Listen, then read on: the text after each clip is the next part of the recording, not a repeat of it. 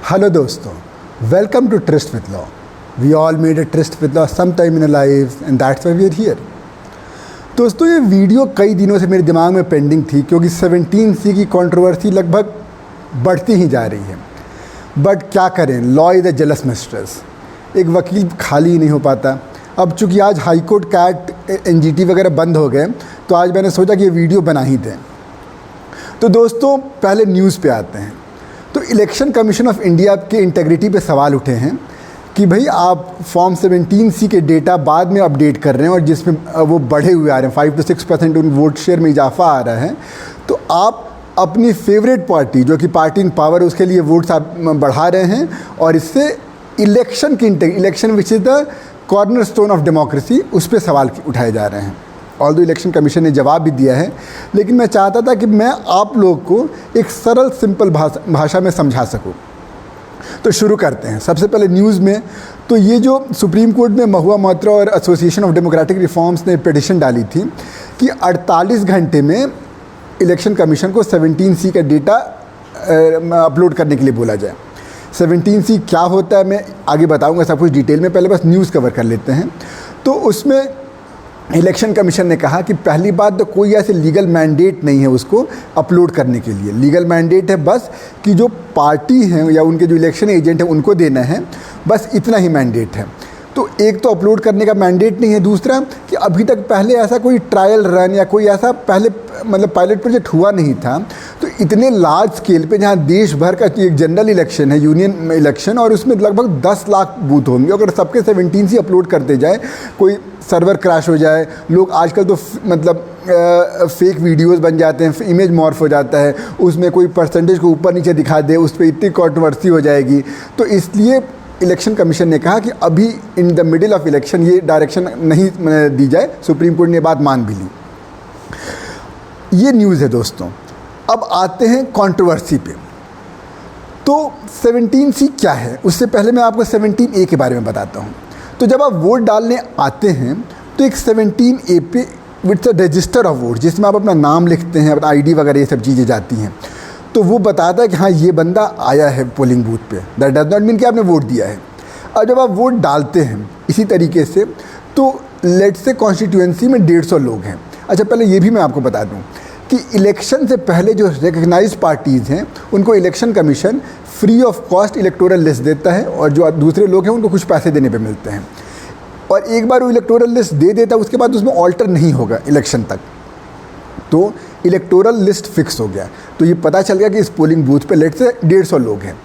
अब उसमें से 100 लोग वोट देने आए तो अपना रजिस्टर ऑफ वोट्स में अपना नाम लिखेंगे, फिर आगे आएंगे।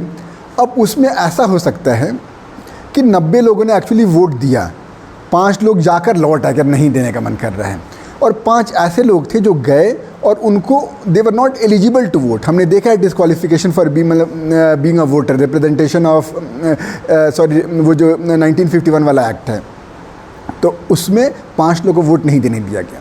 तो ये सब जो स्टैटिस्टिक्स है ये फॉर्म 17C के पार्ट 1 में मेंटेन किया जाता है। तो जब इलेक्शन ख़त्म होगा तो ये जो पार्ट 1 ऑफ द फॉर्म है जिसमें लिखा रहेगा कि हाँ भाई इसमें 150 वोटर थे, 100 लोग आए, 90 लोगों ने वोट दिया, 5 लोग को आए थे वोट उन्होंने नहीं दिया, और 5 लोगों को वोट देने नहीं दिया गया। इसका मतलब EVM में 90 वोट हैं।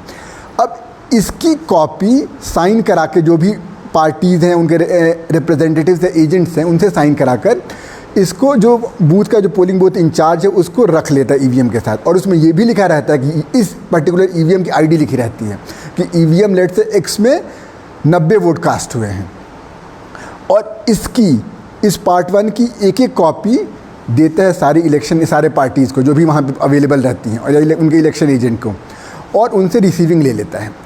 तो मेरा सवाल आपसे ये है, अच्छा पहले ही आपको बता दूं तब मैं सवाल पूछूंगा। और जब काउंटिंग होती है तो काउंटिंग में तो हर EVM जो ID बनी हो कि हाँ इस EVM में, तो अब लेट से जब वो EVM खुलेगा तो उस पर लिखा रहेगा कि हाँ भाई इसमें 90 वोट हैं। अगर उसमें 1 वोट भी ज़्यादा आ गया तो चूँकि आपके सारी पार्टी के एजेंट के पास है कि भाई EVM X में 90 वोट थे, अगर उसमें 91 वोट या 89 वोट कुछ भी आ गया, आप तुरंत उंगली खड़ा कर सकते हैं, हाई कोर्ट में इलेक्शन पिटीशन फाइल कर सकते हैं।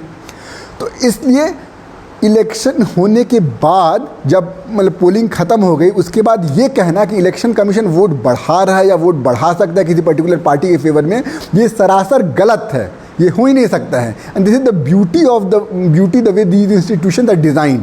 और इसीलिए इलेक्शन कमीशन को, जो नए देश होते हैं अफ्रीका में जहाँ चुनाव अभी प्रक्रिया उतनी मजबूत नहीं है, इलेक्शन कमीशन को बुलाया जाता है वहाँ पर चुनाव कराने के लिए। तो अब अगली बात ये होती है कि अब उसके बाद 17C में ये डेटा आपके पास चला गया। अब जो दूसरा आप पे आरोप लगाया जा रहा है कि आरोप मेनली यही आरोप था कि जब आप 17C में आप तुरंत क्यों नहीं अपलोड कर रहे हैं। तो सवाल ये है कि अपलोड कब करते हैं। तो जब पोलिंग ख़त्म हो जाती है उसके बाद जो रिटर्निंग ऑफिसर या पोलिंग बूथ इंचार्ज जो भी कहेंगे, वो उस डेटा को अपलोड करता है कि हाँ भाई यहाँ पे ये चीज़ें हुई। लेकिन मैं आपसे पूछता हूँ कि क्या सारे पोलिंग बूथ पे सेम टाइम इलेक्शन ख़त्म होगा? ऑल्दो इलेक्शन का टाइम 5 बजे तक ही दिया होता है, लेकिन जितने लोग लाइन में खड़े होते हैं उस समय पे सबको वोट देने दिया जाता है। This process might and at 7 o'clock, 8 o'clock, किसी कॉन्स्टिट्यूंसी में मतलब ज़्यादा हो सकता है। तो अब उसके बाद depending on location, geographical location, connectivity, वहाँ से कहाँ जाकर ये चीज़ें करनी है, तो उसमें इट गेट्स डिलेड कि हाँ भाई उसको जो पोलिंग बूथ इंचार्ज है जब ये फॉर्म 17C जब अपलोड करेगा उसमें टाइम लग जाता है। उसके बाद भी अगले दिन स्क्रूटनी होती है, जो 17A बताया था रजिस्टर ऑफ वोट्स में, तो उसकी सारे जो इलेक्शन जो एजेंट्स होते हैं सारी पार्टीज़ के, उनको बुलाया जाता है प्रायर नोटिस देकर कि हम यहाँ पे स्क्रूटनी करेंगे 17A का, और किसी को कोई दिक्कत उसमें कोई भी उनको लगता है कि भाई गलती है तो उसको पॉइंट को रेज़ करते हैं, फिर वो उसको अपडेट किया जाता है। तो ये तो इलेक्शन का अगले दिन ही हो सकता है, तो उससे 1-2 दिन और लग जाता है। अगर कहीं पे सपोज लेट से रीपोल कराना पड़ा, क्योंकि वहाँ पे लेट से एलिगेशंस आ गए ब्राइबरी के, टैम्परिंग के, या हो नहीं पाया, तो उसमें और टाइम लग जाएगा। तो उसके डेटा उसके बाद आएंगे। तो जो इलेक्शन कमीशन उस दिन फोरकास्ट करेगा on the day of election, late से शाम को 6 बजे, ऑब्वियसली 3-4 दिन बाद उसके डेटा उससे ज़्यादा होंगे, क्योंकि नई जगहों पे हो सकता है बेटर वहाँ से अपडेट आ गया हो, कहीं पे रीपोल हुआ हो उसका अपडेट आ गया हो। और सवाल ये है कि उस दिन करना भी तो ज़रूरी है। अगर इलेक्शन वाले दिन इलेक्शन कमीशन ने कुछ नहीं किया, तो ये जो इतने न्यूज़ चैनल्स हैं जो दे आर मतलब फाइटिंग फॉर न्यूज़, तो उसमें तो कोई कुछ भी फिगर दे सकता है। तो इस कन्फ्यूजन को रोकने के लिए इट्स नेसेसरी कि एक अथॉरिटेटिव बॉडी, एक इंस्टीट्यूशनल बॉडी आंकड़ा बताए, और वो आंकड़ा भी depending on voter turnout app है जिसमें हर 2 घंटे पे अपडेट किया जाता है कितने स्टैटिस्टिक्स है, उसके बेसिस पे बताती है। लेकिन obviously this gets updated as more and more data gets available, और इसमें नेचुरल सी बात है टाइम लग जाता है। तो दोस्तों, मैंने इस वीडियो के थ्रू आपको समझाने की ये कोशिश की कि it is all but natural कि कुछ टाइम बाद बेटर स्टैटिस्टिक्स अवेलेबल होंगे, और ऑब्वियसली वो ज़्यादा होंगे। क्यों? मतलब वो वोटर टर्नआउट, वोटर परसेंटेज उसमें बढ़ा हुआ रहेगा, क्योंकि जो लोगों ने जिन पोलिंग बूथ से पहले फॉर्म 17C अपलोड होकर नहीं आया था उनसे अब आ रहा है। और दूसरी मैंने बताई कि इसको डेटा बढ़ने के बावजूद भी प्रोसेस में इंटेग्रिटी और अकाउंटेबिलिटी है, क्योंकि उस पोलिंग बूथ के हर एजेंट वो फॉर्म लेकर गया है कि EVM X में 90 वोट ही पड़े हैं। तो जब जिस दिन काउंटिंग होगी उस दिन वो वेरीफाई किया जा सकता है कि 90 वोट ही हैं। तो इन दोनों चीज़ों से इंटेग्रिटी मेंटेन्ड है। अब रही बात दिस प्रोसेस, ये तो हर जगह हुआ है। 2019 में चुनाव हुआ था तब भी हुआ था। जो स्टेट असेंबलीज होती जैसे पिछले 2023 में कर्नाटका में हुआ था, पंजाब में हुआ था उससे पहले, तो चाहे कोई भी पार्टी स्टेट में कोई भी पार्टी जीती हो, चाहे वो पार्टी इन पावर हो या अपोजिशन पार्टी हो, ये तो हमेशा होते रहा कि हाँ भाई वो on the date of polling मतलब कोई कुछ और इलेक्शन कमीशन देती है प्रेडिक्ट, मतलब कि हाँ भाई इतने टर्नआउट हुआ है, 4-5 दिन बाद उसको अपडेट होकर बढ़ाती है। तो there is nothing new in this. तो मेरी बस रिक्वेस्ट, ये किसी पार्टी के प्रमोशन के लिए, फेवर के लिए मैं वीडियो नहीं बना रहा हूँ, ये मैं इंस्टीट्यूशन के लिए वीडियो बना रहा हूँ, डेमोक्रेसी के लिए वीडियो बना रहा हूँ। क्योंकि दोस्तों, डेमोक्रेसी पार्टियां या सरकार से नहीं चलती, डेमोक्रेसी इंस्टीट्यूशन से चलती है। पार्टियां आएंगी जाएंगी, सरकारें बनेंगी बिगड़ेंगी, लेकिन इंस्टीट्यूशन रहेगा। जो इलेक्शन कमीशन यूपीए में चुनाव करवाता था वही एनडीए में चुनाव करा रहा है। तो इट्स बेटर कि उन इंस्टीट्यूशन पे सवाल न खड़ा करें। उनको मतलब ऑब्वियसली अगर वो गलती करें तो सवाल खड़ा करें, लेकिन बेबुनियादी बस अपनी राजनीतिक रोटी सेकने के लिए मैं उनको बस कटघरे में न खड़ा कर दें। तो बस मेरा इतना ही कहना था, क्योंकि एक तरफ तो आप लोग कहते हैं कि भाई आप वोट देने आइए, वोट कीजिए, और दूसरी तरफ ऐसा कह के आप लोगों के दिमाग में भ्रम पैदा करते हैं, डिमोरलाइज कर देंगे, वोट देने का क्या फ़ायदा है, इलेक्शन कमीशन ही वोट टैम्पर कर देगी, 5% वोट बढ़ा दे रही है।